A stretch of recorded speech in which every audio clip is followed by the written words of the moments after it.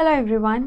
A very important topic that is creating a lot of buzz these days is agrovoltaics or agrophotovoltaics. Now, है क्या ये? It combines agriculture and photovoltaics. That means that you have a piece of land. उस पे आप agriculture भी कर रहे हो and simultaneously that is also generating solar energy. A sort of dual land use. A very good exemplification of dual land use. So let's see in detail what it is. If you want to see an image, this is how it looks like. And when we talk about agrovoltaics or agrophotovoltaics, a country that leads by example is Kenya. Kenya in Africa. There are a lot of examples from that country. अब यहाँ पर आप crop grow करते हो and ये stilts के ऊपर you have solar PVs. So simultaneously you are carrying out agriculture and generating solar energy also. So this becomes very important because हमारे देश में the targets are very steep. Like presently solar energy generation in our country is close to 84 gigawatts. And the target is 280 gigawatts of solar energy by 2030 out of the total 500 gigawatts of renewable energy. तो काफ़ी steep target है. 6 or so years are remaining. और land is a big constraint in our country. So उस case में this becomes very very important way forward. So that is there. So this is how agrovoltaics look like. Also, just before starting this in detail, I want to tell you that we have a mains crash course. In that crash course, we are discussing all of these topics in detail. What we are following is we are giving you content, okay, in the form of summary and frameworks so that you can work on presentation, and this includes the data, the examples, the case studies, all of that in detail, priced at 7,500. And in case you want a discount, you can call at the toll-free number and they'll offer you at least 10%, right? Okay, so let's just come back to where we were. Before starting, solar energy से related एक piece of information. Now India has become the third largest solar power generator in the world after China and USA, after beating Japan. But in terms of installed solar capacity, it is fifth. So this is very important to differentiate between the two. जब हम generator की बात करते हैं कि कितनी generate कर रहे हैं, उस पे हमारा रैंक थर्ड है. लेकिन अगर हम इंस्टॉल्ड की बात करें, कितनी सोलर पावर इंस्टॉल्ड है हमारे देश में, then we stand at fifth rank. So there is a difference between two. And if you look at the capacity, we are at 84 gigawatts, out of which 11.8 gigawatts is approximately, which is rooftop. The rest is ground mounted, right? So ground mounted जो है वो हमारी majority solar energy है. And you know the land is a limited resource. हम कितना land सिर्फ solar energy के लिए dedicate करेंगे, limitation है. और like I said, हमारा target is 280 gigawatts by the end of 2030. So we need more avenues. Now those can be photovoltaics, floating photovoltaics, those can be rooftop solar, or those can be agrovoltaics, right? And अगर हम देखें 280 gigawatts जो हमारा target है, उसके लिए हमें 75,000 square kilometers land mass चाहिए, ठीक है? 75,000 square kilometers land mass चाहिए. That is the requirement, because per megawatt we need 3 to 5 acres of land. And you know what, 1 megawatt, or rather if you look at the numbers, 1 gigawatt is 1000 megawatt, और उसमें से 1 megawatt के लिए 3 से 5 हमें एकड़ चाहिए. And how many gigawatts do we need? 280 gigawatts by the end of 2030, जिसमें हमने close to 80 अगर अचीव कर लिया तो 200 अभी भी पड़ा है. So the target is very big, honestly. So we need innovations like agrophotovoltaics. Now these combine agriculture with solar energy production. Simple. आपके पास agricultural land है जिस पे आप crops grow कर रहे हो. It could be fallow agricultural land also, कभी कभी हम एग्रीकल्चरल लैंड को फैलो रख देते हैं, खाली रख देते हैं, वहाँ पर भी हम एग्रो फोटोवोल्टिक्स कर सकते हैं, इंस्टॉल कर सकते हैं, उसको प्रैक्टिस कर सकते हैं. Now it is a dual land use system. Dual दो चीज़ें कौन सी है? Agriculture and solar energy. So these are like keywords, right? These are your keywords that you can use in your mains answers. Then this is a very good example. जैसे अगर आपने ना 2 hectare का आपके पास लैंड है, उस पर अगर आप सेपरेटली 1 हेक्टेयर पे वीट उगाते हो और 1 हेक्टेयर पे सोलर इलेक्ट्रिसिटी उगाते हो, right?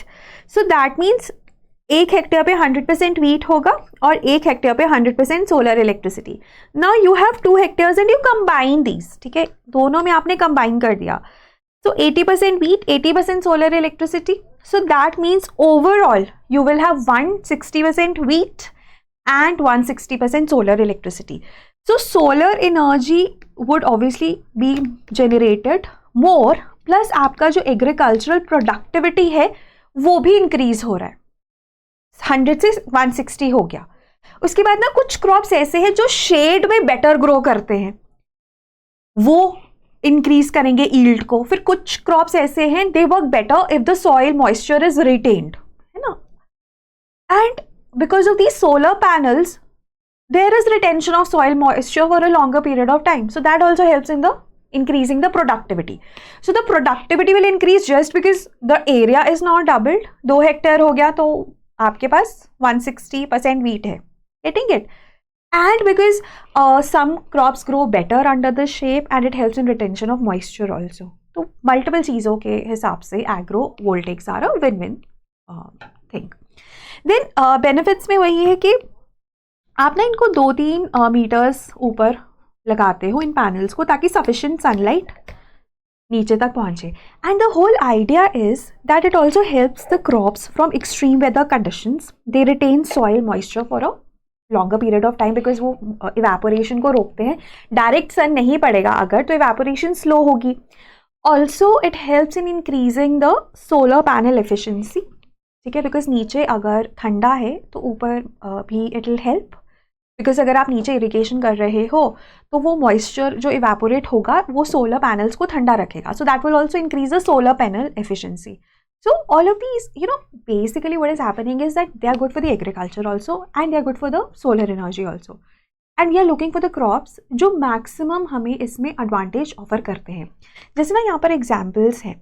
Arizona is in USA. वहाँ पर ना cherry tomatoes की जो production है ना वो double हो गई if they were planted under the solar panels. Then peppers, they tripled. Then Kenya में क्या हुआ? Water which was required for irrigation, it reduced. And the cabbages that were grown, they were bigger. So you can quote these examples, right? If you want to, 1 or 2 examples you can remember and you can quote in your mains answers. And like I said, that Kenya is a case study in agrovoltaics. Then land scarcity में काफ़ी ज़्यादा important role play करेंगे to fulfill land scarcity. कि आप जहाँ पे agriculture practice कर रहे हो वहीं पर आपने photovoltaics लगा दिए. Then they will help you to provide the reliable power to the farmer. ठीक है? इरिगेशन करने के लिए अब he is not dependent on the grid, he can generate his own power. और even if it is he is generating excess power, he can transfer it to the grid and earn money, है ना? So income increase होगी.